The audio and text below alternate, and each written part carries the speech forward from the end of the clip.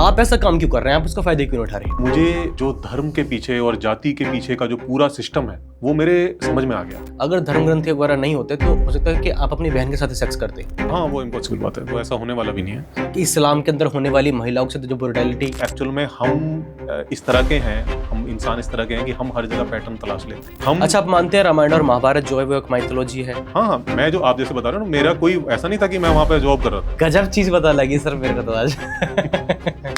प्रधानमंत्री को ये सब नहीं करना चाहिए। प्रधानमंत्री केवल हिंदू धर्म का प्रधानमंत्री थोड़ी है। पागल है क्या? देश के कम से कम 100 करोड़ लोग इन चीजों को मानते हैं। भाई जो अगर सच है, कोई एविडेंट सच है, सबूत के साथ आ रहा है पूरा, तो फिर उसको फिर कैसे डिनाई करोगे आप? और इस्लाम की थ्योरीज के हिसाब से तो वो बोलते हैं बिल्कुल ठीक है, रियल बात है। कि भारत में जातिवाद कभी समाप्त हो गया नहीं होगा। मैं खुद एस्ट्रोलॉजर था और मैं पे करता था उसको। तो लोग अब इसके बाद सर्च करने वाले हैं, how do you can prove that there is no God.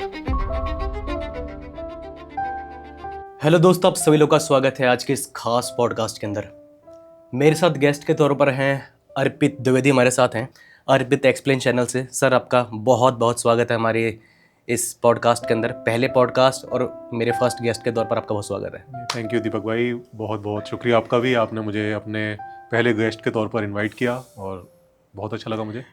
पिछले काफ़ी टाइम से मैं सोच रहा था कि जब मैं गेस्ट की मेरी लिस्ट बना रहा था तो मुझे लगा कि मैं ऐसे किसी व्यक्ति को चूज़ करूं कि जो मेरा खुद का सेगमेंट है, मैं जिस फील्ड में मैं वीडियोस बनाता आया हूं, मैं ऐसे व्यक्ति को चूज़ करूं जो मेरे भी सवालों का जवाब दे पाए, क्योंकि मेरे पास भी काफ़ी सवालों का कन्फ्यूज़न रहता है एक इंसान होने के नाते।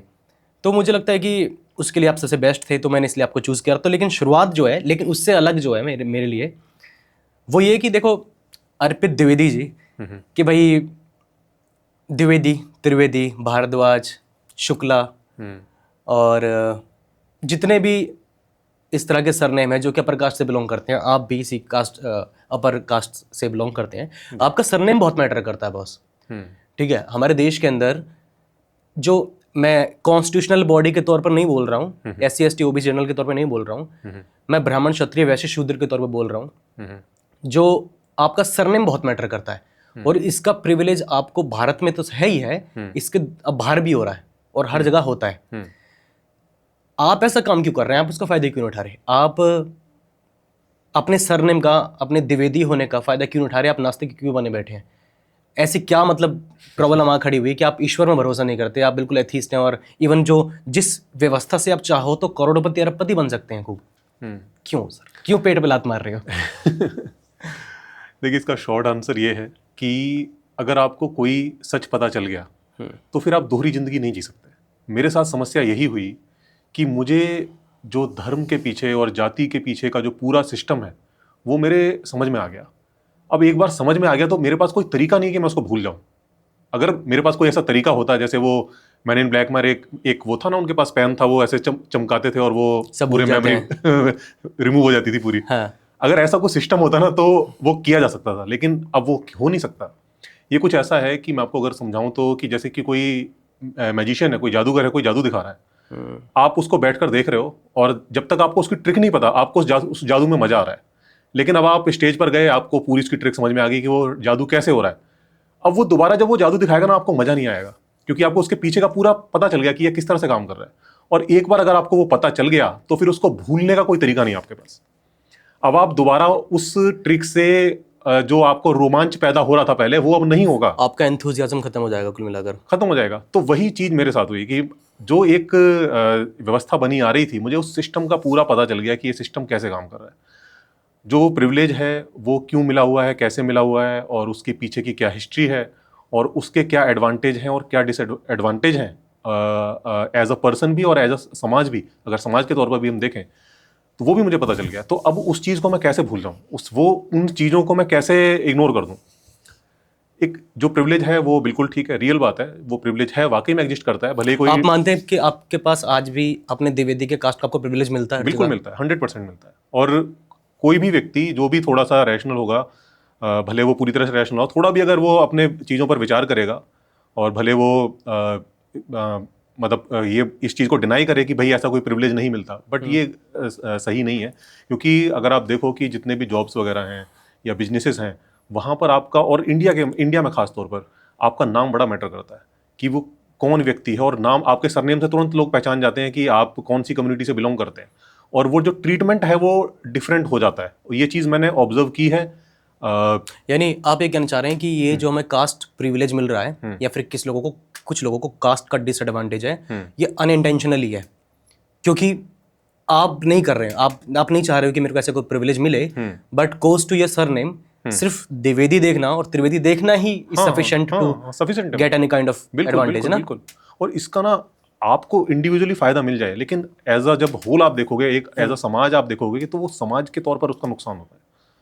अगर आप इकोनॉमिक्स को थोड़ा सा स्टडी करोगे तो आपको पता चलेगा कि किस तरह से ये बाकी समाज का नुकसान करती है। ये जो प्रिविलेज वाली जो मेंटलिटी है, ये हमारे समाज में बहुत सारी चीज़ों को रोक कर रखती है।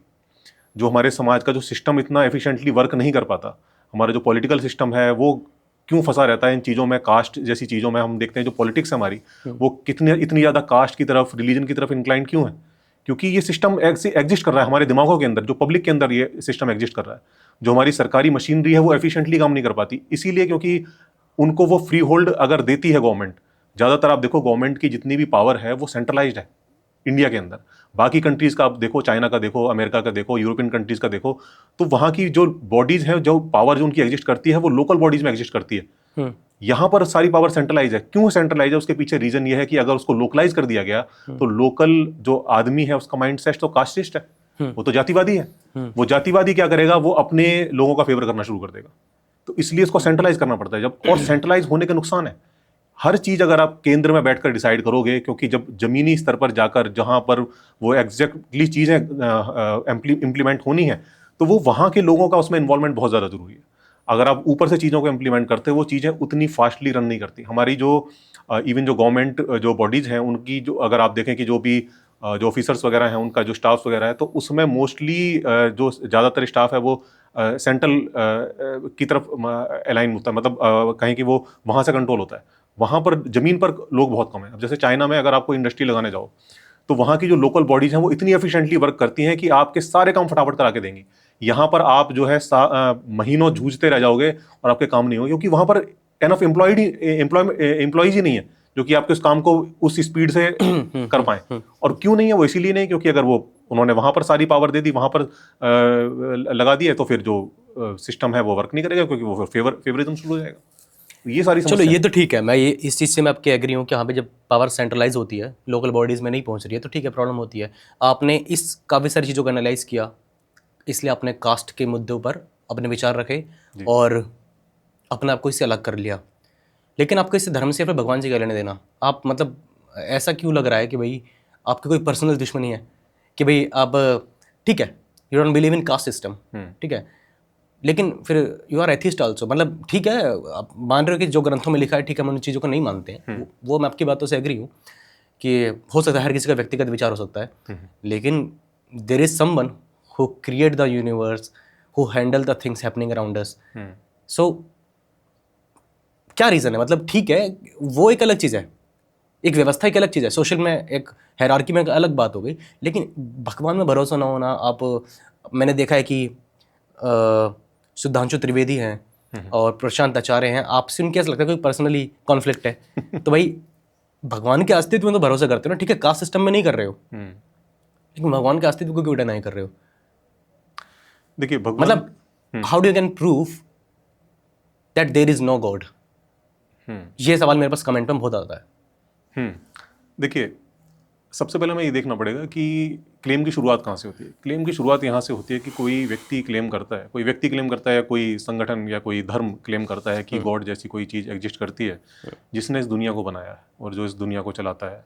और भी इसमें कई तरह के कॉन्सेप्ट्स हैं। कुछ धर्म मानते हैं कि कोई जो गॉड है वो क्रिएटर नहीं है, उसको किसी अलग फॉर्म में मानते हैं। पर अल्टीमेटली सवाल यहाँ पर आके फंसता है कि भाई आपने एक क्लेम तो किया है कि कोई तो है ऐसा जो कि इस सब के पीछे जिम्मेदार है। अब सवाल फिर ये है कि आपने क्लेम तो कर दिया, अब मेरे जैसा व्यक्ति जो कि चीज़ों को सोचता है कि भाई उनको किसी भी चीज़ को हमें उसके पीछे कोई एविडेंस होना ज़रूरी है, तभी तो हम उसे एक्सेप्ट करेंगे। कोई तो ऐसा तर्क हो, कोई एविडेंस हो जो कि उस बात को एक्सेप्टेबल बना सके, इसकी वजह मुझे लगे कि हाँ यार इस बात में कुछ दम है, इसको एक्सेप्ट करना चाहिए। लेकिन जब वो चीज़ खोजने जाते हैं तो वो कुछ भी नहीं मिलता। आप देखो गॉड के फेवर में जितने भी आर्गूमेंट्स दी जाती हैं, उनका आप निचोड़ निकालोगे तो निचोड़ निकल कर जीरो आता है। एक भी आर्गूमेंट ऐसी नहीं है जिससे आप साबित कर सको गॉड की एग्जिस्टेंस को। और जब जो चीज़ साबित ही नहीं है उस चीज़ को फिर कैसे मान लिया जाए, फिर मेरे लिए सवाल ये फंस जाता है। तो यहाँ पर सवाल ये नहीं है कि मैं गॉड के एग्जिस्ट ना करने का कोई क्लेम कर रहा हूँ, मेरे पास एक्सेप्ट करने के लिए कोई रीज़न नहीं है। आप मुझे अगर रीज़न दे सकते हो, मैं पॉडकास्ट पर बोल रहा हूँ और मैंने कई बार बोला भी है, लाइव में भी बोला है कि भाई अगर आप कोई रीज़न मेरे को ऐसा दे सकते हो, कोई ऐसा सॉलिड एविडेंस दे सकते हो, कोई ऐसा रीज़न दे सकते हो जिसकी वजह से मुझे मजबूर होना पड़े कि हाँ यार ये तो मानना ही पड़ेगा, तो ऐसा अगर आप कोई रीज़न दे सकते हो तो कर लेंगे बिलीव, क्या दिक्कत है। लेकिन कोई रीज़न ऐसा अच्छा, कोई अगर प्रूफ कर दे हाँ, कर आने वाले लेंगे समय ना, पर, क्या अगर दिक्कत है। धर्म ग्रंथों के द्वारा या फिर धार्मिक गुरुओं के द्वारा जो प्रीस्ट वगैरह हैं वो अगर प्रूव कर दें इस चीज़ का कि हाँ भाई देयर इज अ गॉड, और तो आप मान लोगे? मान लेंगे, क्या दिक्कत है भाई। जो अगर सच है, कोई एविडेंट सच है, सबूत के साथ आ रहा है पूरा, तो फिर उसको फिर कैसे डिनाई करोगे आप? नहीं, लेकिन एक ठीक है, मैं इस चीज़ को मानता हूँ कि भाई आप जो बात बोल रहे हैं कि हाँ किसी ने कोई स्ट्रॉन्ग एविडेंस आज तक नहीं दिया है जिससे हम ये बात का भरोसा कर सकें कि देयर इज गॉड। लेकिन जो धर्म ग्रंथों की और धार्मिक जो लोगों की और जो धर्म गुरु हैं उनका क्लेम है, जैसे कि हिंदुइज्म के बहुत सारे लोगों का मैंने क्लेम सुना है कि शायद किसी धर्म ग्रंथ में मल्टीवर्स का कॉन्सेप्ट दिया गया है और इसको साइंस ने प्रूव किया है और इफेक्ट की बात है, और वो उसको प्रूव करते हैं कि देखो मल्टीवर्स हमारे रिलीजियस टेक्स्ट में है ना, तो मतलब कि वो हमसे एडवांस थे एटलीस्ट।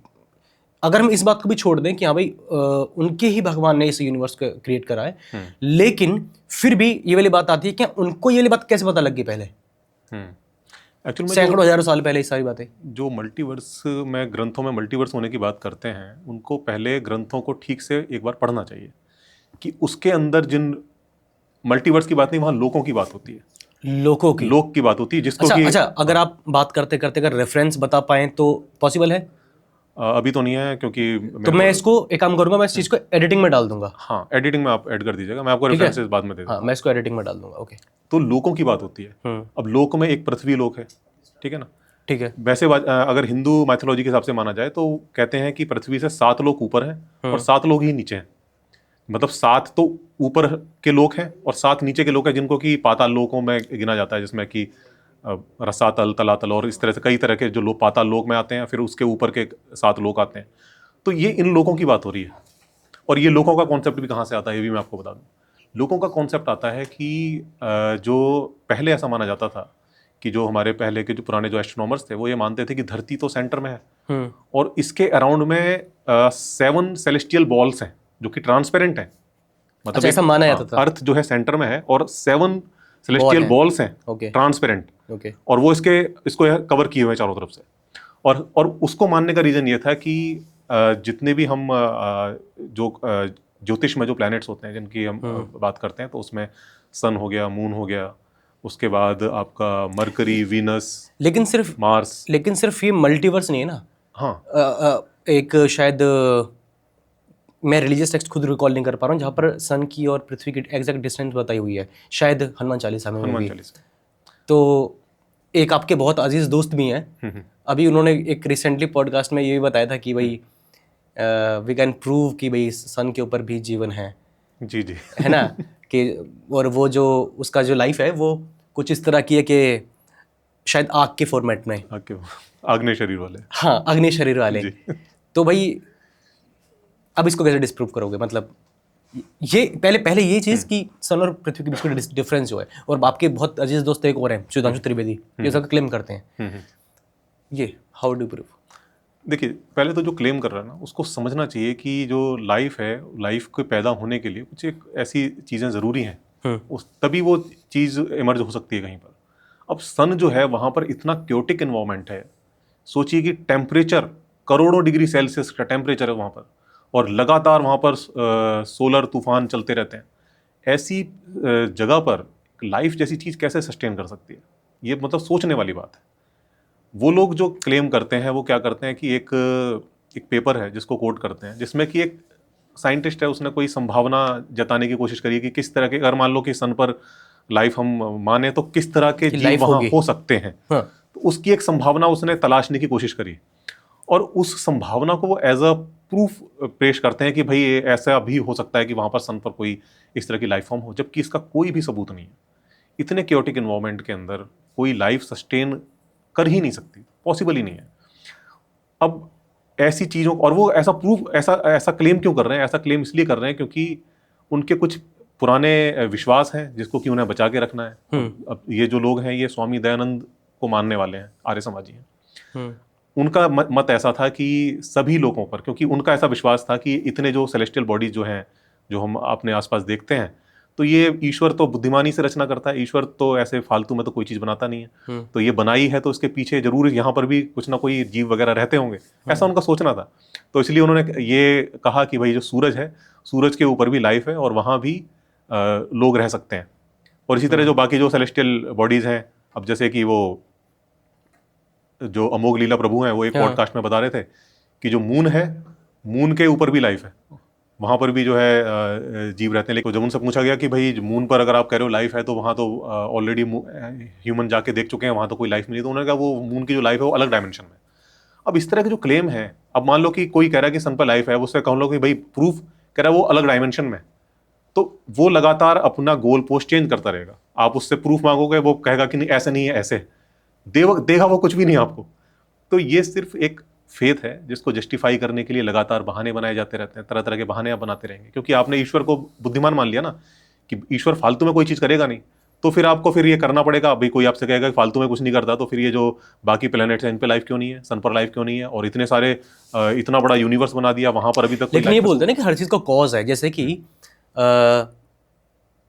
इस्लाम को मानने वाले लोग जो हैं, उनका क्लेम ज़्यादातर मैंने मेजोरिटी यही देखा है, वो बोलते हैं कि भाई ठीक है बिग बैंग हुआ, ठीक है, बट उसका भी कोई कोज है, कोई रीज़न है, लेकिन गॉड का कोई कोज नहीं हो सकता, वो एटर्नल है। तो मतलब मैं यही पूछना चाह रहा हूँ कि ये फिर आप इस चीज़ को कैसे जस्टिफाई करोगे, इन चीज़ों को? क्योंकि पहले जब ह्यूमन सिविलाइजेशन इतनी डेवलप नहीं हुई थी साइंस के फील्ड में, तो पहले लोगों को मानना था कि इंसानों को किसी ईश्वर ने बनाया। जब एवोल्यूशन आ गया तो वो थोड़ा सा और पीछे चले गए कि जो पानी वाली लाइफ है वो उसको बनाया था, फिर बोलते नहीं सिंगल सेल को बनाया था। अब वो थोड़ा सा और पीछे से अगर बोलते हैं कि सोलर सिस्टम, अब वहां से भी खत्म हो, वो चीज़ बिग बैंग पे चली गई। लेकिन ठीक है, ये चीज़ें साइंस बता रहा है हमको, लेकिन कोई तो कोज होगा ना। कोज देने वाला कौन है? बिग बैंग का कोई कोज होगा, वो क्यों हुआ? और इस्लाम की थ्योरीज के हिसाब से तो वो बोलते हैं कि गॉड एटर्नल है। इवन ये भी मेरे सामने काफी बार क्लेम आया है, इसके ऊपर मैंने भी वीडियो बनाया था, बट मैं जानना चाहता हूँ आप इसके ऊपर क्या कहोगे कि शायद क्रिश्चियनिटी में एडम और ईव को जो मिट्टी से बनाया गया था, जिस मिट्टी से बनाया था, उस मिट्टी में वो सारे मिनरल्स और केमिकल इक्वेशंस वगैरह हैं जो इंसान की बॉडी के अंदर पाई जाती हैं, और ये है भी ठीक है, क्योंकि मिट्टी में वो चीज़ बहुत सारी मिलती हैं। तो और ये ग्रंथों में पहले लिखा है। तो दो चीजें होती हैं, एक तो एटर्नल और ऊपर से इस तरह के कुछ एविडेंसेस मिल रहे हैं हमें।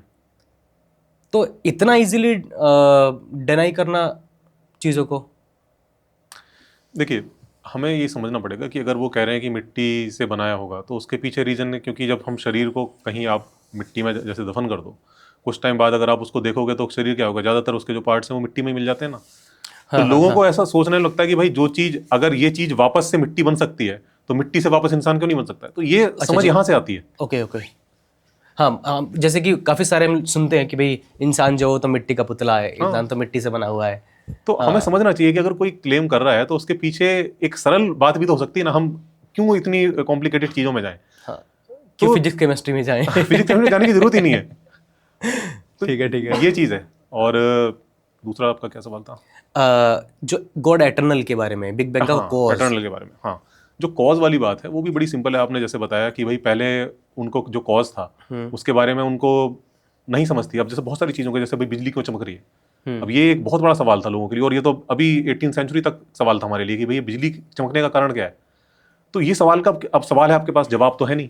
अब जवाब में आप क्या करोगे? अब पुराने टाइम में लोग यही कहते हैं यार उसका पीछे भी कोई रीजन तो होगा। अब रीजन हमें पता नहीं है, तो फिर जरूर कोई देवता होगा, कोई ऐसी शक्ति होगी प्रकृति में जो कि इस चीज़ को कर रही होगी। इसी तरह से सारे गॉड, पहले आप देखो जितने भी जो पुराने जो धर्म है वो सब प्रकृति पूजक धर्म है। उनकी जो प्रकृति में अलग अलग शक्तियां हैं वो उनकी पूजा कर रहे हैं, क्योंकि उनको उनका कॉज नहीं पता। तो वो उनके लिए फिर धीरे धीरे हमें उन चीज़ों के कॉज पता चलते गए, और फिर वो जो है एक ईश्वर पे बात आ गई, एक ईश्वरवाद आ गया, और अब जो है वो गॉड पीछे पीछे जाते जाते वो बिग बैंग के पीछे पहुंच गया जाता। लेकिन अब सवाल ये आता है कि आपको गॉड की जरूरत क्यों महसूस हो रही है? इसलिए महसूस हो रही है क्योंकि आप ये सोचकर बैठे हुए हो कि कोई ऐसा करने वाला होगा इसको, जो कि सोच समझकर माइंडफुली इस चीज को कर रहा है।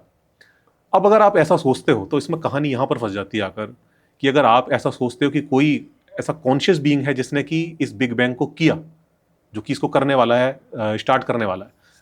अब ये है कि फिर आपको आप कहानी यहां फंसेगी, क्योंकि आपने देखा कि एक चीज हुई है और इसके पीछे का मुझे कॉज नहीं पता, आपने एक कॉन्शियस बीइंग को वहां पर फिट कर दिया। लेकिन फिर उस कॉन्शियस बीइंग के लिए आपको किसी कॉज की जरूरत क्यों नहीं पड़ती? जबकि एक कॉन्शियस बीइंग जो है उसका होना बड़ा मुश्किल है, क्योंकि कॉन्शियस बीइंग जो है वो अपनी क्रिएशन से ज्यादा कॉम्प्लिकेटेड होगा। और ये हम देखते हैं भाई, जो कुम्हार है जो कि घड़े को बनाता है, तो कुम्हार ज्यादा कॉम्प्लेक्स है बजाय अपनी क्रिएशन के, बजाय घड़े के। तो इसी तरह जो बिग बैंग जो हुआ, बिग बैंग जो हम कहें कि जो मटेरियल वर्ल्ड है, उससे कहीं ज्यादा कॉम्प्लेक्स होना चाहिए गॉड को। एग्जैक्टली। तो वो इतने कॉम्प्लेक्स बीइंग, उसके लिए कोई कॉज की जरूरत नहीं पड़ रही है आपको, लेकिन जो क्रिएशन है उसके लिए आपको कॉज की जरूरत है। तो ये एक अपने ही आप जाल में फंस जा रहे हो। कुल मिलाकर अभी हमारे पास इस सवाल का जवाब है नहीं। हाँ, ईमानदारी तो ये देखो, कोई भी अगर व्यक्ति ईमानदारी से अगर चीजों को समझे तो इसका एक हॉनेस्ट आंसर यही है कि अगर कोई कहे कि भाई बिग बैंग के पीछे का कॉज क्या था, इसका हॉनेस्ट आंसर है हमें नहीं पता। बस इतना ही है। इसके आगे आप कुछ भी कहानी जोड़ो घटाओ, वो सिर्फ आपकी मनोविलास के लिए ठीक है, लेकिन वो कोई ऐसी चीज नहीं है कि जिसको कि आप सच कह सकते हो। ठीक है, अगर आपकी सारी बातों से मैं एग्री हूँ बिल्कुल, और आपने जो बातें कही हैं वो ठीक है, वो तरह की कसौटी पे भी खरी उतरती है। लेकिन अगर ये सारी चीज़ें नहीं हैं तो एक बहुत ज़बरदस्त आर्गुमेंट है जो कि लगभग हर रिलीजियस व्यक्ति देता है कि अगर धर्म नहीं होता, अगर धार्मिक ग्रंथ नहीं होता, अगर भगवान नहीं होते, तो तुम्हारा जो सोर्स ऑफ मोरालिटी है ना, वो कहाँ से आता? आपका जो आप जो आज रिश्ते नातों के मानते हो, आप मानते हो कि ये मेरी माँ है, आप पहचान पाते हो कि मेरी बहन है, ये मेरा मौसी है, ये मेरे पापा हैं, ये मेरी वाइफ है, तो आप उसकी आपको अच्छी अंडरस्टैंडिंग नहीं हो पाती। ये भी कहना होता है कई लोगों का, काफ़ी कंट्रोवर्शियल बात है कि भाई अगर धर्म ग्रंथ वगैरह नहीं होते तो हो सकता है कि आप अपनी बहन के साथ सेक्स करते। ठीक है, जो सोर्स ऑफ मोरालिटी है ना, मतलब यानी धार्मिक ग्रंथ बताते हैं कि भाई आपकी कौन बहन है, आपकी कौन माँ है, वरना आप उनके साथ ही सेक्स करते। आदमी जानवर बुद्धि का हो जाता अगर सोर्स ऑफ मोरालिटी का जो कोज है वो धर्म ग्रंथ नहीं होते तो। देखिए, ये बड़ा पुराना आर्गुमेंट है और ये इसके आगे भी काफ़ी कुछ क्लेम किया जाता है, और इसको एक तरह से जो कहीं जो रैशनल लोग हैं, जो नास्तिक हैं, जो गॉड वगैरह में बिलीव नहीं करते, उनको काउंटर करने के लिए ना एक बहुत इस तरह के तर्क के तौर पे पेश किया जाता है कि उनको ह्यूमिलेट किया जा सके, बेइज्जती के लिए। जबकि अगर आप रैशनली इस चीज़ को सोचो कि मोरालिटी जो है वो आखिर आती कहाँ से है, हम मोरल क्यों हैं, तो इसके आपको बहुत सारे अच्छे अच्छे जवाब आपको मिल सकते हैं। जैसे एक इन सवालों में से एक बहुत अच्छा मतलब जवाब जो निकल कर आता है वो ये है कि अगर आप देखो, बाकी जीवों को देखो, बाकी जो एनिमल किंगडम है, अगर आप उसको एक बार ऑब्जर्व करो तो आप पाओगे कि जो भी एनिमल्स ऐसे हैं जो कि ग्रुप्स में रहते हैं, तो उन ग्रुप्स के अंदर आप देखोगे कि वहाँ पर ही आपको एक हायरार्की देखने को मिलती है। वहाँ भी एक लीडर होता है, बाकी अलग अलग चीज़ों को संभालने वाले। जिस तरह की अगर आप देखो कि जो जंगली कुत्ते होते हैं उनके ग्रुप्स को देखो, जंगली भेड़ियों के ग्रुप्स को देखो, तो वहाँ भी आप देखोगे कि जो अलग अलग जो सदस्य होते हैं उनकी अलग अलग जिम्मेदारियाँ तय होती हैं, वो उन जिम्मेदारियों को निभाते हैं। तो उनके पास ये मोरल कोड कहाँ से आया? इसी तरह से और भी, चलो ये तो भेड़िए वगैरह तो ये तो काफ़ी इवॉल्व स्पीशीज़ हो गए, और थोड़ी बिल्कुल बेसिक पे जाते हैं आप, क्योंकि उनको ही भगवान ने बनाया शायद। तो उनके पास कौन सी किताब उतरी उनके ऊपर? ये आप मधुमक्खियों को देखो, मधुमक्खियों के अंदर वहाँ भी एक पूरी उनकी सोसाइटी होती है, वहाँ जितने भी वर्कर्स होते हैं उनका अपना काम डिवाइड होता है। तो ये पहला आंसर तो इसका ये है कि जो मोरल हम हैं, तो उसके बहुत बड़ी एक वजह ये है कि हमारे जीन्स में वो चीज़ है। क्योंकि अगर हम एवोल्यूशन को समझें तो जो हमारे पूर्वज थे वो ग्रुप्स में रहा करते थे, और ग्रुप्स में रहने के लिए ज़रूरी है कि आपके अंदर एक समूह की भावना हो, और समूह की भावना जिन ग्रुप्स के अंदर रही वही ग्रुप्स सरवाइव किए। और भावना क्यों रही? क्योंकि वो कहीं ना कहीं जीन्स में वो एनकोडेड थी वो चीज़।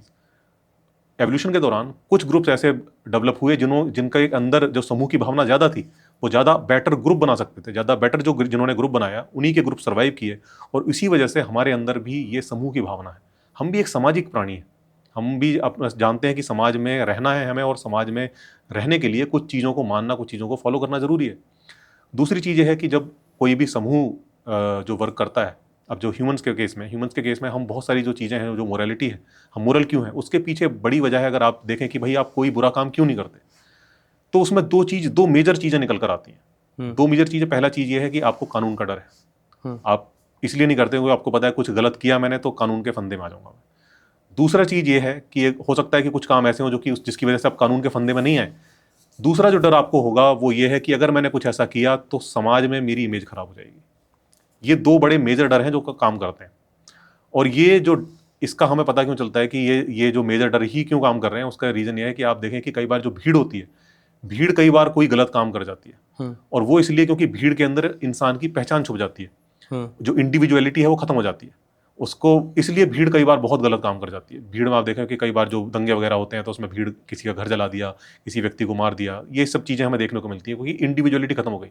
आदमी को ये कि मैं भीड़ का हिस्सा हूँ, भीड़ में तो भीड़ की तो कोई पहचान होती नहीं है। बिल्कुल। तो ये चीज़ है, हम दो चीज़ों से डरते हैं, एक तो कानून और दूसरा जो है समाज में हम नहीं चाहते कि हमारी इमेज खराब हो। और तीसरी एक चीज़ और मैं आपको बताता हूँ, एक गेम थ्योरी है, गेम थ्योरी के बारे में अगर आप पढ़ें तो उसमें आपको पता चलता है कि उन्होंने कंप्यूटर मॉडल बनाए इस चीज़ के, उन गेम के शायद मॉडल। इसके ऊपर आप एक हाँ, मेरी वीडियो भी है ना, वीडियो हाँ, भी है। हाँ। उन्होंने बाकायदा इस चीज़ को टेस्ट किया कि अगर हम स्ट्रेटजीज वाइज अगर हम इसको देखें, हम अलग अलग स्ट्रेटजीज बनाते हैं। कुछ स्ट्रेटजीज ऐसे होंगी जो कि बहुत चालाक होंगी, जो बीच बीच में ट्रिक करने की कोशिश करेंगी, लोगों को धोखा देने की कोशिश करेंगी। कुछ नाइस स्ट्रेटजी हैं जो कि नाइस गेस्चर से शुरुआत कर रही हैं, और अगर आप उनके साथ अच्छा बर्ताव कर रहे हो तो वो भी आपके साथ अच्छा बर्ताव कर रही हैं।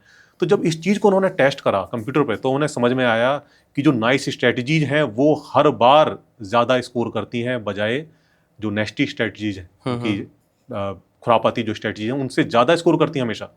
और अगर उनको दोस्तों, इस वाले वीडियो का जो सर बता रहे हैं, इसका जो हम लिंक है वो आई बटन पे लगा देंगे, अर्पित सर के चैनल पर। आप इसके बारे में डिटेल में वहाँ देख सकते हो। आपका वीडियो है ना इस पर? हाँ बिल्कुल, मेरा ठीक वीडियो है, है। सो आई बटन पे देखने का जी। तो इससे भी हमें पता चलता है कि हमें नाइस होना हमारी सर्वाइवल की नीड है। हम ऐसे ही नाइस नहीं है। अगर हम नाइस ना हो तो हमारी जो ह्यूमन स्पीशी है वो खत्म हो जाएगी, वाइप आउट हो जाएगी।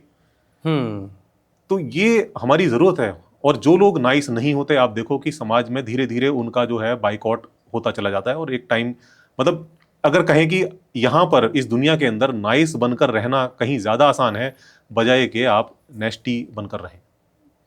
नहीं, ये सही बात भी है।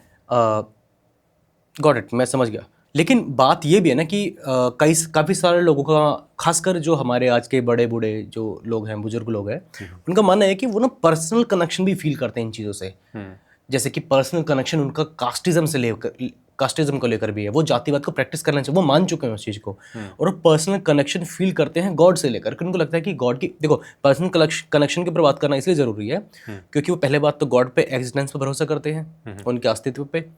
दूसरा, क्योंकि अस्तित्व भरोसा करते हैं, इसलिए धर्म ग्रंथों को मानना जरूरी है। और धर्म ग्रंथों में वो सारी किताबें लिखी हैं जिसकी वजह से, बातें लिखी हैं जिससे वो कास्टिज्म को प्रैक्टिस करते हैं। तो ये पूरी ट्रेल है। तो मेन बात यह है कि लोगों को जो पर्सनल कनेक्शन फील है, भले ही वो मान लो एक बार को कास्टिज्म को नहीं मानते, दे डोंट प्रैक्टिस, वो क्या नाम है, इस्लाम के अंदर होने वाली महिलाओं के साथ जो ब्रुटैलिटी कई किस्सों में देखी गई है, वो चीज़ों को नहीं मान रहे हैं। लेकिन जो पर्सनल कनेक्शन है वो लोगों को छोड़ने से मजबूर, मतलब वो चाहते नहीं कि छोड़ूं मैं इस चीज़ को, मैं धर्म ग्रंथों को नहीं छोड़ सकता, क्योंकि भाई वो पर्सनल कनेक्शन फील कर पा रहे हैं उस चीज़ से। उनको रात के सपनों में कुछ ऐसी चीज़ें कनेक्ट फील करती हैं, ऐसा कुछ डोपामाइन रिलीज होता है कि उनको कनेक्शन फील होता है पर्सनली। देखिए, पर्सनल कनेक्शन फील होता है और उसके पीछे रीज़न है कि हमारे ब्रेन की वायरिंग ऐसी है कि हम चीज़ों में, कहानियों में विश्वास कर लेते हैं। Humans like this. युवल नोआ हरारी की सेपियंस अगर आप पढ़ें तो उसमें उन्होंने इस चीज़ को बड़े अच्छे से एक्सप्लेन करा है कि हम ऐसे क्यों हैं, हम कहानियों में क्यों विश्वास कर लेते हैं। और जैसे कि मैंने बताया था कि जिस तरह से जो नाइस स्ट्रेटजीज हैं, नाइस होना आपका अच्छा है समाज के लिए, और ऐसा समाज ज़्यादा सर्वाइव करने के चांसेस बढ़ जाते हैं। सिमिलरली जो समाज कहानियों में विश्वास कर लेता है आसानी से, उन कहानियों को सच मान लेता है, ऐसे समाज के भी सर्वाइव करने के चांसेस ज़्यादा होते हैं। और यही वजह है कि रिलीजन जो है इस धरती पर आज भी 21वीं सदी में एग्जिस्ट करता है, क्योंकि लोग कहानियों में विश्वास बहुत इजीली कर लेते हैं। और वो कहानियाँ उनको लोगों से जुड़ने में और एक समाज में एक कहें कि एक कनेक्टेड फील कराने में मदद करती हैं। और उसके पीछे भी रीज़न ये है कि हम ना केवल उन कहानियों में बिलीव कर लेते हैं, बल्कि हम उनसे एक पर्सनल कनेक्शन फील करने लग जाते हैं। ह्यूमंस इस तरह के हैं कि वो ना केवल अपने प्रियजनों से, जो कि उनके फैमिली मेम्बर्स वगैरह हैं, उनसे हम एक पर्सनल कनेक्शन फील करते हैं, बल्कि हम ऐसी चीज़ों से भी पर्सनल कनेक्शन फील कर पाते हैं जो कि जिंदा भी नहीं है। अब जैसे कोई व्यक्ति है, वो अपनी कार से भी एक पर्सनल कनेक्शन फील कर सकता है। कई बार मैंने देखा है लोगों को कि किसी कार को उन्होंने लिया, वो 5-6 साल उन्होंने चलाया, फिर जब उसको सेल करते समय वो रो रहे होते हैं। एक कार से जो कि जिंदा भी नहीं है, हाँ। उसके साथ एक पर्सनल कनेक्शन फील हो गया। कई बार कोई घर है जिसमें कि रह रहे हैं काफी टाइम से, जिसमें उनका बचपन वगैरह बीता, उसको किसी वजह से सेल करते हैं तो उनका बड़ा दुख होता है उनको, तो एक पर्सनल कनेक्शन फील करते हैं। तो हम इसी तरह के हैं। जो रिलीजन है वो यही काम करता है। रिलीजन आपको ऐसी पर्सनल फिगर्स देता है जिन पर कि आप बहुत अच्छे से, वो ना केवल आपको एक कहें कि एक पर्सनल कनेक्शन फील कराती हैं, और वो चीज़ ऐसी फिगर्स होती हैं जो कि आपके जो रियल फिगर्स हैं, चाहे वो आपके माँ बाप हैं, उनसे भी बढ़कर होती हैं कई मामलों में। जैसे कि जो आपके माँ बाप हैं वो तो आपके जीवन भर नहीं रहेंगे, कभी ना कभी तो उनको जाना होगा, लेकिन जो गॉड है वो तो हमेशा रहेगा। और गॉड जो है ऑल पावरफुल है, वो सब कुछ जानने वाला है, सब कुछ आप हर किसी की हेल्प करने वाला है। तो एक ऐसी पर्सनल फिगर जो कि इतनी पावरफुल है, जैसे लाइक अ सुपर ह्यूमन, ऐसे सुपर ह्यूमन जो फिगर्स हैं, उनसे एक पर्सनल कनेक्शन फील होना, वो हमें कहीं ना कहीं तक बहुत एक शांति देता है। एक कहें कि बहुत रिलैक्स हो जाता है व्यक्ति ये सोचकर कि कोई है मेरे ऊपर देखने वाला। और वो जो कनेक्शन है, अगर वो आपका अर्ली एज में बिल्ड हो गया, तो उससे फिर बाहर निकलना बड़ा मुश्किल हो जाता है। फिर आप कितना भी समझाएं तो वो जो आपका अंदर कहें कि ना, जो इमोशनल जो आपका ब्रेन है, वो उस डिटैचमेंट के लिए तैयार नहीं होता, और वो लगातार आपको रीजन देगा कि नहीं ऐसा मत करो, मानो आप भले उसे कितने ही तर्क दें लेकिन वो आपको लगातार ऐसे इस तरह ट्रिक करता रहेगा कि आप उससे बाहर नहीं आ पाओगे। ठीक है, तो जितनी मैं अपनी आपकी सारी बातों को समझ पाया, लेकिन मेरे को आपको थोड़ा सा इतिहास खगालना है मुझे आपका।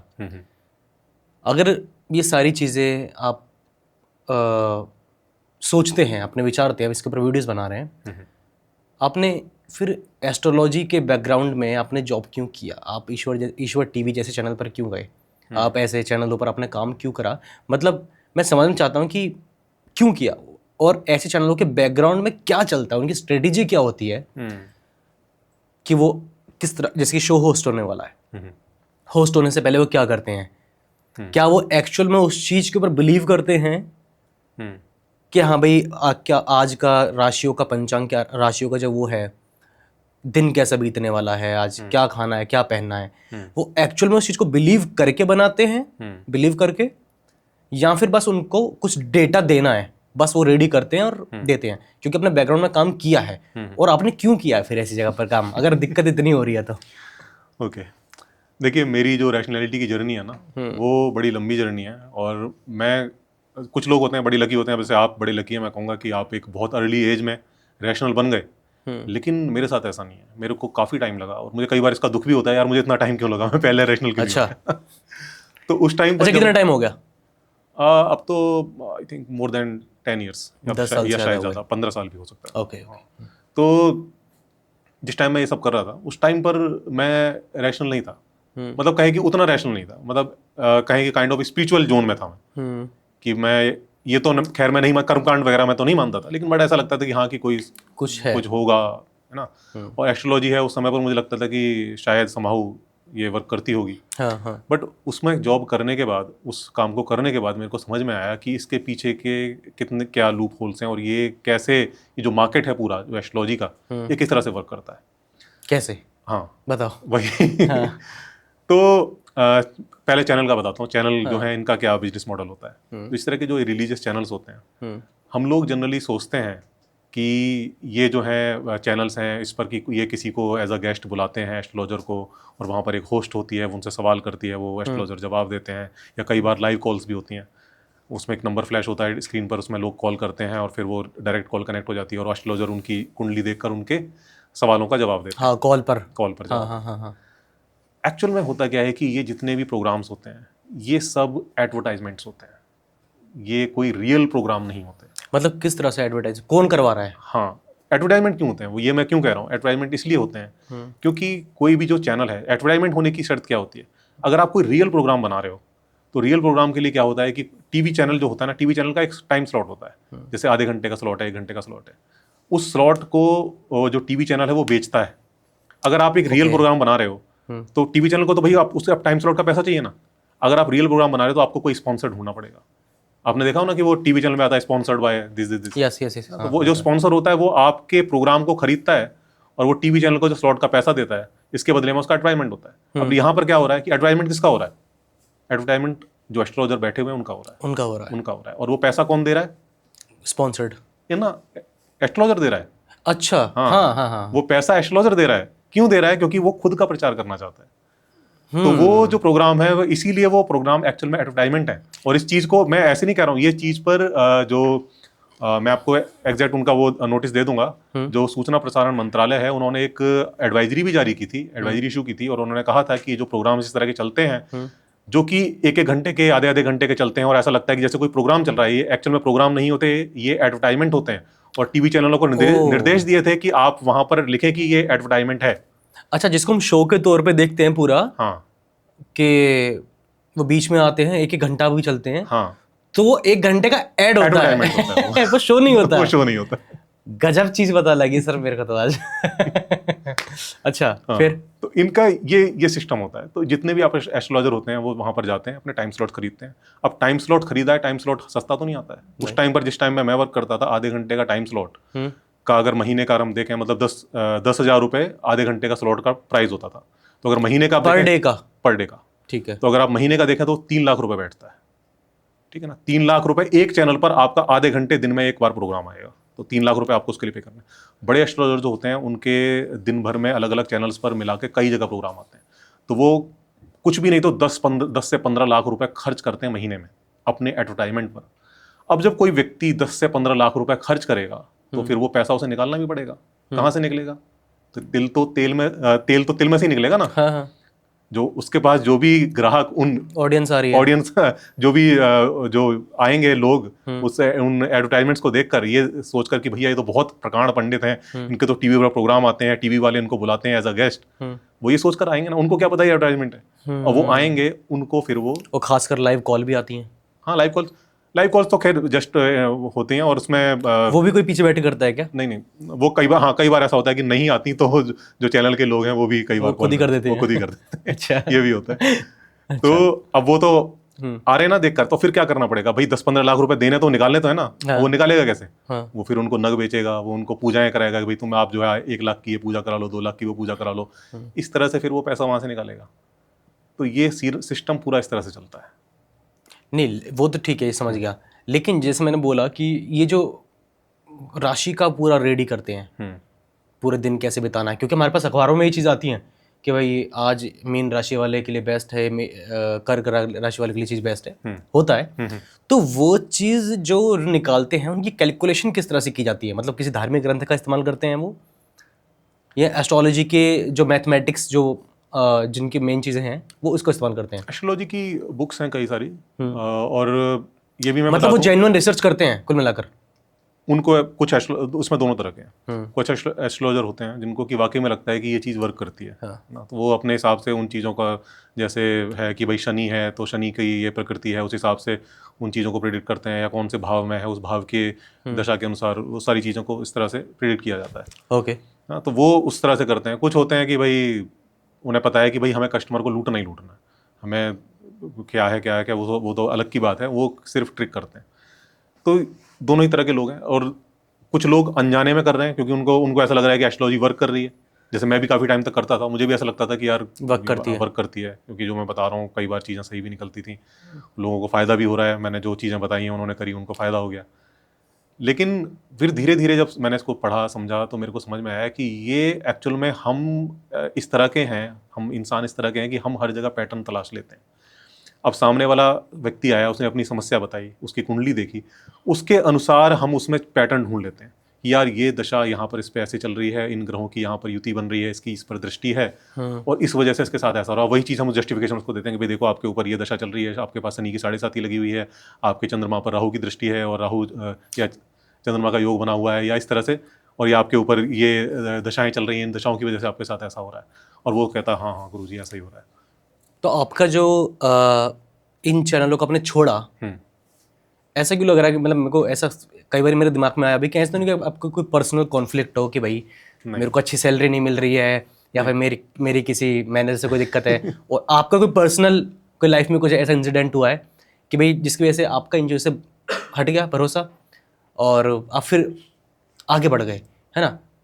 कि क्या रीज़न है? मतलब पर्सनल कोई रीज़न नहीं है। पर्सनल भी तो हो सकता है ना, लोगों के लाइफ में होता है कि घर में कोई बीमार था, उसकी मृत्यु हो गई, भगवान का पूजा पाठ करने के लिए भी गए, तो नहीं ऐसा कुछ भी नहीं। आस्तिकों का अक्सर यही क्लेम होता है कि ऐसा क्या हो गया तेरे साथ भाई। हाँ, उनको यही लगता है। हाँ, तो मैं भी आपसे पूछ रहा हूँ, आपके पास तो सारे प्रिविलेज थे सारी चीज़ों के, ठीक है, तो आपने क्यों छोड़ा? मेरा छोड़ने का रीज़न ये था, मैं तो सच बताऊं कि मेरा तो स्टेज बड़ा सेट था और मेरे पास स्पॉन्सर भी था जो कि पैसा लगाने को राजी था। अच्छा, आपने पर्सनल अलग चैनल पूरा? हाँ, तो मैं अलग शो? मैं अलग ही करता था। मेरा तो आपकी वीडियो के साथ था वो? हाँ, मैं जो आप जैसे बता रहे हो ना, मेरा कोई ऐसा नहीं था कि मैं वहाँ पे जॉब कर रहा था। मैं खुद एस्ट्रोलॉजर था और मैं पे करता था उसको। तो आपके वीडियोस वगैरह भी अवेलेबल होंगे फिर सोशल मीडिया पर? उस टाइम पर एक्चुअली मैं यूट्यूब पर इतना कंटेंट अपलोड नहीं होता तो था। टीवी पे थे? हाँ, तो टीवी पर आते थे शो मेरे। आते थे आप? हाँ। तो लोग अब इसके बाद सर्च करने वाले हैं किस टीवी पर आते थे, बताओ? ईश्वर टीवी था, एक कात्यायनी टीवी था, इन चैनल पर शोज आते थे मेरे। तो आप तो मानते ही थे कि चीज काम करती है, इसलिए आप करते थे? उस टाइम पर। हाँ, ये ठीक है। ये कुछ अलग ही निकल कर आया है। ठीक है, देखो, लेकिन भारत के अंदर तो भारत का संविधान भी बोलता है कि हमारा भारत जो है वो सेक्युलर देश है, ठीक है? तो आपको लगता है कि भारत का सेक्युलर होना, क्योंकि भारत सेक्युलर है तो मतलब सभी जो धर्मों के लोग हैं वो सब बिल्कुल इक्वल है, सबके sir in front of government, उनकी नज़रों में सब इक्वल हैं और सबको आज़ादी है, फ्रीडम है फॉर प्रैक्टिस देयर रिलीजन, सारी चीज़ों की उनको संविधान ने दी हुई है। आपको लगता है कि इसकी वजह से हमारे देश का पॉलिटिकल और सोशल स्ट्रक्चर दोनों बेकार हो रहा है सिर्फ रिलीजन की वजह से? क्योंकि हमारे देश में लगभग सभी लोग आज धार्मिक हैं, यानी अगर आप बात करो एथिस्ट लोगों की तो वो उंगलियों पे गिनने वाले हैं, वो परसेंटेज में भी नहीं है मेरे हिसाब से। तो आपको क्या लगता है कि भारत का सेकुलरिज्म जो है वो भारत को नुकसान पहुंचा रहा है क्या? नहीं, मेरे ख्याल से जो सेकुलरिज्म है वही भारत को एक बनाकर रख सकता है। वही एक ऐसी चीज़ है जो कि इंडिया को जो जोड़ के रख सकती है, जिसने आज तक भी जोड़ के रखा हुआ है। अगर ये सेकुलरिज्म इस देश का अगर ख़राब होता है किसी वजह से, तो ये देश बिखरने लगेगा। जो कॉन्फ्लिक्ट्स ऐसे ऐसे आ जाएंगे जिनको कि रिजॉल्व करना मुश्किल हो जाएगा। आप देखो कि अभी, क्योंकि हमारा जो देश है ना, एक्चुअल में इतना विविधतापूर्ण, यहाँ पर अलग अलग संस्कृतियाँ हैं, अलग अलग भाषाएं हैं, अलग अलग रिलीजन है, और फिर कास्ट की बात करें वो फिर मतलब और डीप में चला जाएगा। तो इतनी सारी विविधता है, इस विविधता को अगर कोई चीज़ एक रख सकती है तो वो सेकुलरिज्म ही है। सेकुलरिज्म का कोई अल्टरनेट है ही नहीं हमारे पास। आपने इसको किसी भी तरह से अगर हटाने की कोशिश करी तो ये देश बिखर जाएगा, देर नहीं लगेगी बिखरने में। नहीं, लेकिन मुझको ऐसा लगता है कि सेकुलरिज्म का हमारे देश की सरकारें बहुत फ़ायदा उठाती हैं। जैसे कि एक स्पेसिफिक रिलीजन का धार्मिकरण करना, यानी एक गवर्नमेंट का, जैसे कि कोई नया इंस्टीट्यूशन बनता है, कोई नए PSU कंपनीज वगैरह बनती हैं, एम्स बन रहा है, जो भी बन रहा है नया, तो उसके उद्घाटन में सिर्फ एक स्पेसिफिक रिलीजन, हिंदू रिलीजन ही क्यों आता है? मतलब इस्लाम वालों का वो रहता है क्लेम कि भाई इतना पूरा इलेक्शन, आप समझ रहे हो ना, पूरा इलेक्शन जो है वो धर्म के नाम पर लड़ा जा रहा है, ठीक है? और ये सिर्फ सेकुलरिज्म के नाम पर, देश सेकुलरिज्म के नाम पर कि भाई देश जो हमारा वो सेकुलर है, भारत सेकुलर है, तो प्रैक्टिस कर सकते हैं भाई, रोड़ा तो है ना। या फिर हम जिस तरह से यूरोप के कई देश और फ्रांस जैसे देश जो है सेकुलरिज्म, जो एक्चुअल रूट है सेकुलरिज्म का यूरोप की तरह, हम उसको अपनाएं, जहां पर आप पब्लिक प्लेसेस पर, प्राइवेट स्कूल्स में, इवन कहीं भी पब्लिक प्लेस पर आप you can't practice any kind of religion, या फिर वो चीज़ ज़्यादा बेस्ट है, क्योंकि सेकुलरिज्म की डेफिनेशन हम वहीं से लेते हैं, लेकिन ये इंडिया में आके पॉजिटिव हो जाता है। इंडिया का सेकुलरिज्म में थोड़ा सा डिफरेंट, तो दिक्कत है ना। हाँ, बिल्कुल दिक्कत है उस तरह के, क्योंकि जो सेकुलरिज्म हमने अपनाया तो, लेकिन हमने उसमें अपने हिसाब से अपने एलिमेंट हमने अपने सहूलियत के हिसाब से चीजें हमने उसको लगा दिया कि भाई आगे जाके हमें इस पर राजनीति करनी है, इसलिए। हाँ, इंडिया का जो सेकुलरिज्म है वो इस तरह का है कि यहाँ पर क्या है कि जो वेस्ट का है वो कहता है कि भाई जो स्टेट है वो निरपेक्ष है किसी धर्म से, उसको किसी धर्म से कोई मतलब नहीं, वो कोई भी जो डिसीजन लेगा उसमें धर्म कहीं से कहीं तक नहीं आएगा। हमारा जो स्टेट है वो कहता है कि हम सब धर्मों का आदर करते हैं, उसमें जो भी हमारे जो प्रधानमंत्री हैं, राष्ट्रपति हैं, वो किसी भी धार्मिक आयोजन में जा सकते हैं, किसी धर्मगुरु की सभा में जा सकते हैं, वो उनको प्रेज कर सकते हैं। या जो हमारी पॉलिटिकल पार्टीज हैं वो धर्म को लेकर नीतियां मतलब धर्म को लेकर अपनी चुनाव की नीतियां बनाती हैं। तो हमारा जो सेकुलरिज्म है उस तरह का है, और ये सेकुलरिज्म मुझे लगता है कि गलत है, ये प्रॉब्लमेटिक है। ये प्रॉब्लमेटिक है, क्योंकि स्टेट को बिल्कुल निरपेक्ष होना चाहिए। स्टेट को मतलब नहीं होना चाहिए स्टेट, भाई अब जैसे राम मंदिर बना तो राम मंदिर के लिए जो हमारे प्रधानमंत्री हैं वो वहां जा रहे हैं, उद्घाटन कर रहे हैं, पूजा में इवन वो शामिल हुए। एक प्रधानमंत्री को ये सब नहीं करना चाहिए। प्रधानमंत्री केवल हिंदू धर्म का प्रधानमंत्री थोड़ी है, वो तो सभी का है ना।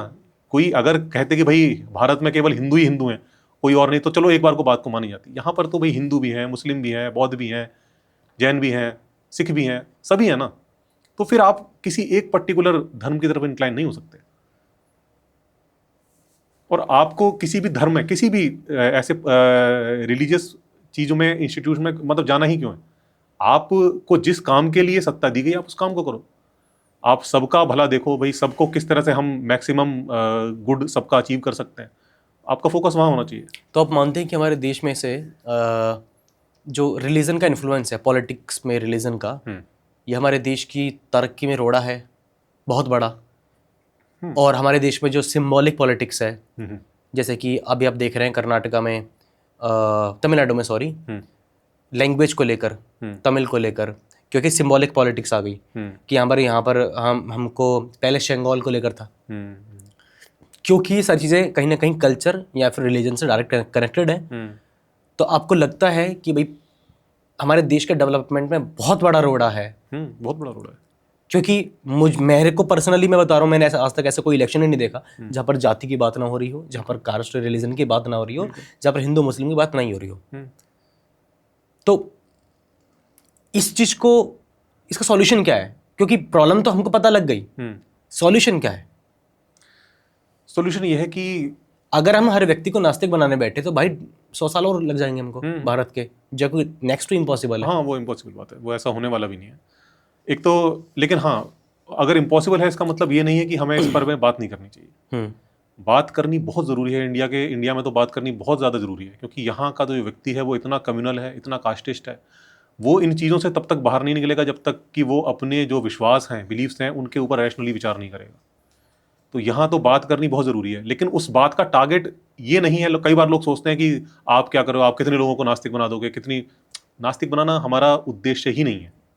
हमारा उद्देश्य सिर्फ इतना है कि अगर आप कभी हमारी बातों को सुनकर आपकी जो मान्यताएं हैं, जो बिलीफ्स हैं, उन पर अगर आप एक मिनट भी पुनर्विचार करने के लिए बैठ जाते हो, पुनर्विचार करने के लिए अगर हमारी बातों की वजह से आपको एक मौका मिलता है, तो बस हमारा उतना ही उद्देश्य है।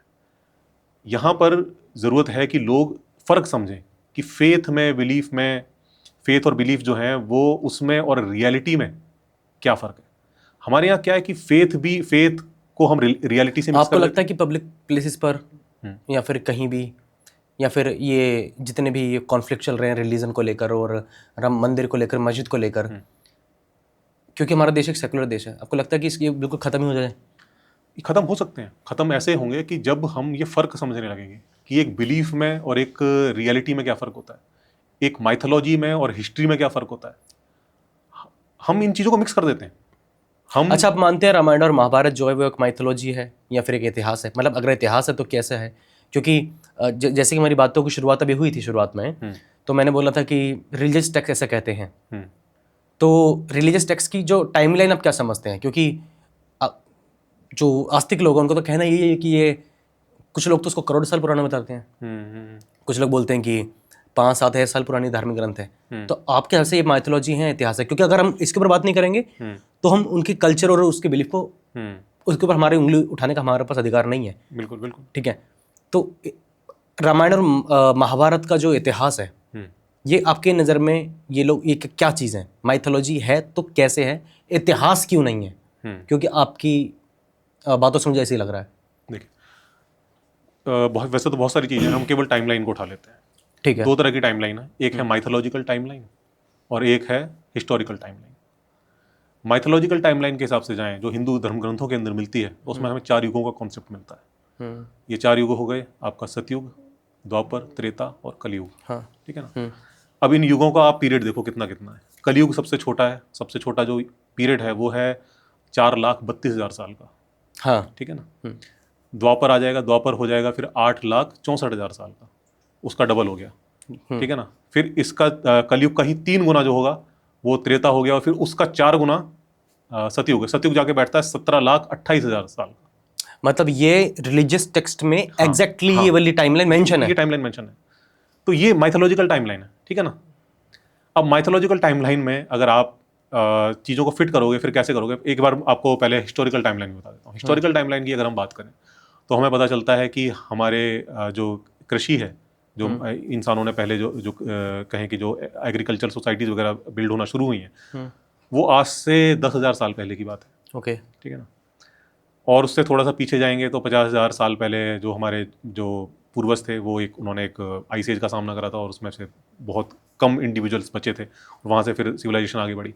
उससे अगर हम 3 लाख साल पहले जाते हैं तो 3 लाख साल से पहले हमें मॉडर्न ह्यूमन, जिनको होमोसेपियंस कहते हैं साइंस में, उनकी एग्जिस्टेंस नहीं मिलती। यानी 3 लाख साल से पहले वो एग्जिस्ट ही नहीं करते थे।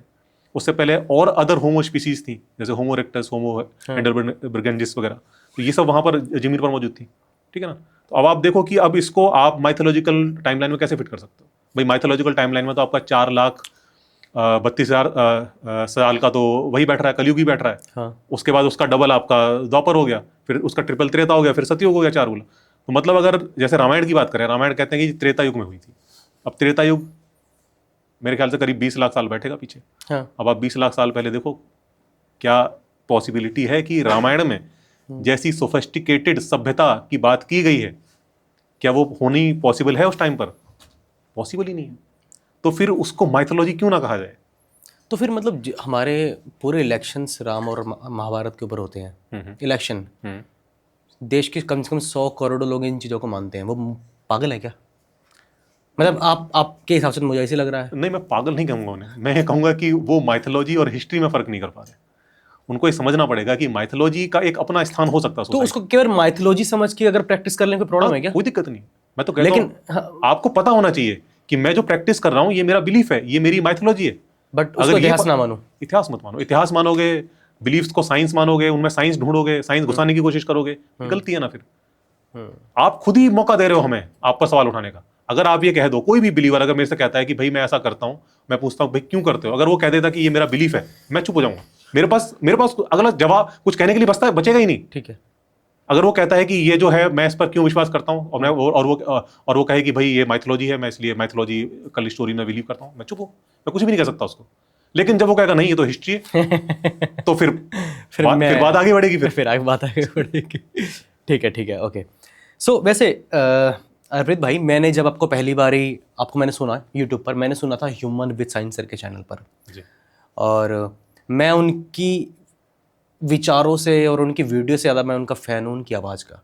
जी। वो जिस तरह से बोलते थे, जिस तरह से वो हुक क्रिएट करते थे अपनी लाइव स्ट्रीम में कि दोस्तों स्वागत है आपका आज के इस लाइव स्ट्रीम में, बस वो चीज़ जो थी बिल्कुल किलर। किसी भी व्यक्ति को, आस्तिक व्यक्ति भी है ना, वो सुनेगा यार कुछ तो अच्छा मिलेगा ही। मैं तो उनको बोलता था कि आपकी आवाज़ जो है ना इतनी डिवोशनल है, हाँ। कि मतलब आदमी एक बार आपकी आवाज़ की वजह से सुनना शुरू कर देगा। हाँ। वो बाद में भले फिर आप उसे कुछ भी ऑफर करो, हाँ। वो बात की बात है। मतलब एक इतनी डिवोशनल आवाज़ के साथ, मैंने कहा आप कहीं कोई भजन गा रहे होते ना, या कोई रामायण की डबिंग कमिंग कर रहे होते तो आपका करियर पता नहीं कहाँ होता, और आप उल्टा काम कर नहीं, बिल्कुल। सो आपका उनसे किस तरह का मतलब एक कनेक्शन था, और जब से हमने लास्ट ईयर वो हमारे बीच नहीं रहे, तो कुछ उनके बारे में कहना चाहोगे? मेरा बड़ा पुराना कनेक्शन था। जब उन्होंने चैनल शुरू किया था उससे भी कई साल पहले से हम लोग जानते थे एक दूसरे को, मतलब बट ऑनलाइन ही जानते थे। वैसे पर्सनली मेरी तो मुलाकात नहीं हो पाई उनसे।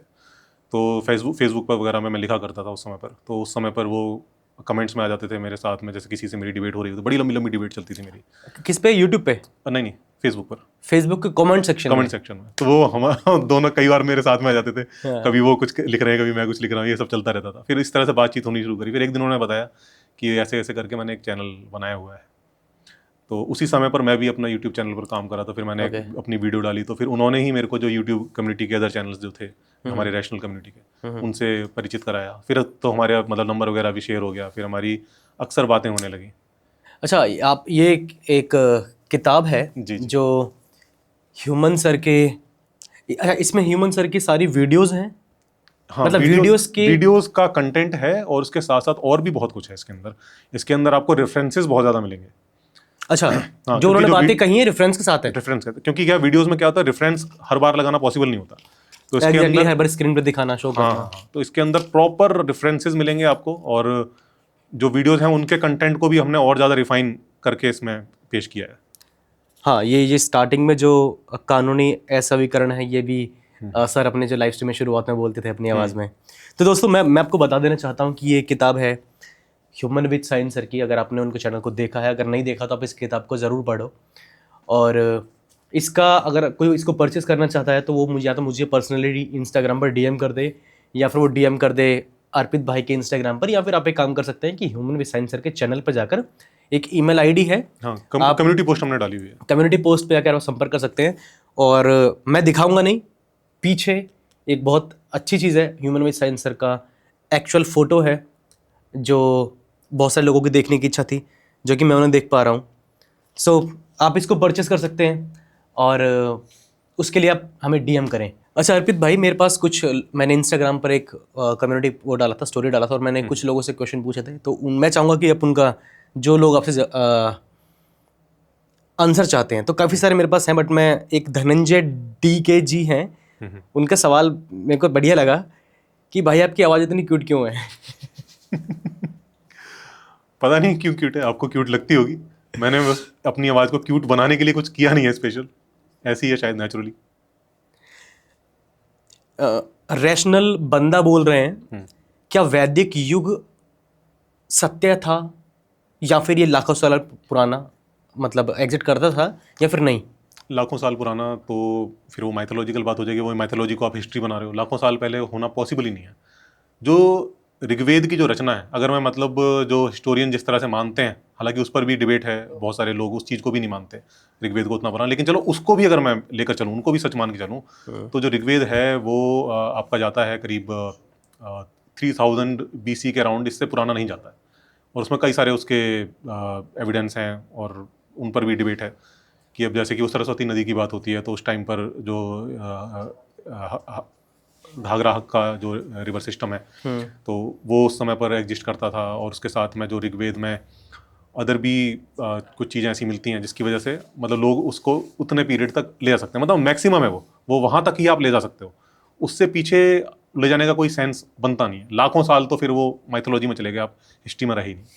अच्छा, एक सवाल है, ये काफ़ी इंटरेस्टिंग सवाल है कि अर्पित द्विवेदी, हम द्विवेदी पे किसी द्विवेदी पे हम भरोसा क्यों करें, जो जिन्होंने हमारे ऊपर अत्याचार किए, जिन्होंने दलित, SC ST OBC और बहुजनों को प्रताड़नाएं दी काफ़ी सारी, और जिन्होंने एक्चुअल में एट्रोसिटी करी उनके ग्रंथों ने, तो हम भाई फिर दोबारा हम उन्हीं के ऊपर भरोसा कर रहे हैं, अर्पित द्विवेदी? मैं तो ये चीज़ बार बार कहता हूँ, और मैं अभी भी कह रहा हूँ कि आपको मेरे ऊपर क्या, आपको किसी के ऊपर भी भरोसा अंधा नहीं करना है।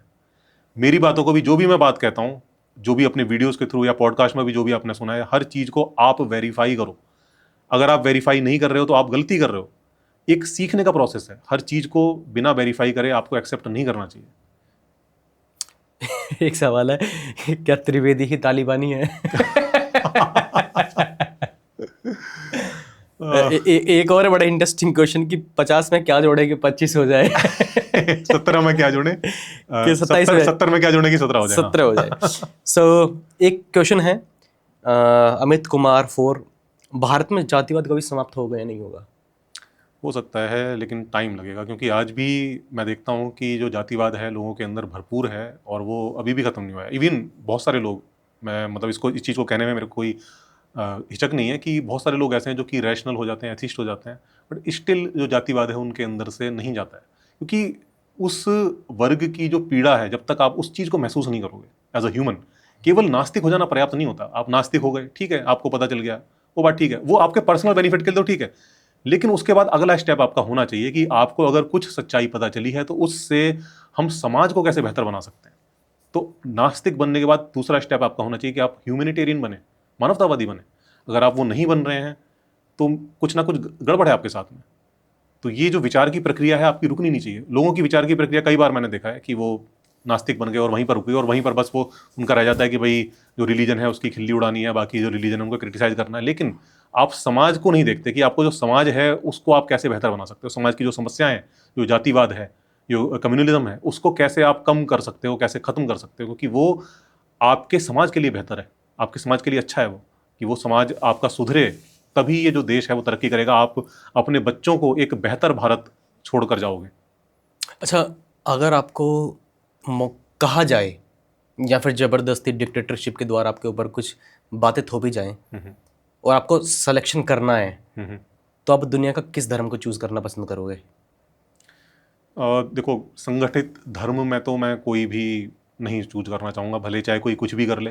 हाँ, बिल्कुल कोई कनपट्टी पे रिवॉल्वर ही लगा दे तो भले मैं कुछ भी बोल दूं कि ठीक हाँ, है भाई, भले वो ही तो क्या अपनी जान की बोलोगे? बात है। भले ही क्या बोलोगे, मतलब फिर भी मतलब अगर, क्योंकि देखो काफ़ी सारे ऐसे रिलीजन हैं और ऐसी बात नहीं कि हमारे इस धरती पर जितने रिलीजन है या कल्चर है वो बिल्कुल ही सारे बेकार हैं। कुछ चीज़ें जो हैं काफ़ी सारे रिलीजन्स में हमें मिलती है कि हाँ ये इट इज़ ओके, मतलब ठीक है, इससे किसी को नुकसान नहीं हो रहा है, बहुत सारी बातें हैं।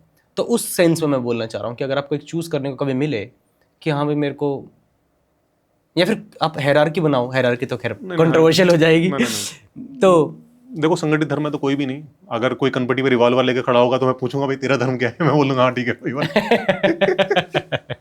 ठीक है, सो मैं लास्ट एक कंक्लूजन चाहता हूं आपसे। At end of the day आप भारत में रहते हैं, आपको कास्टिज्म और धर्मवाद जैसी चीज़ों का खूब भरोसा करना पड़ता है, मतलब फेस करना पड़ता है मिनटों से।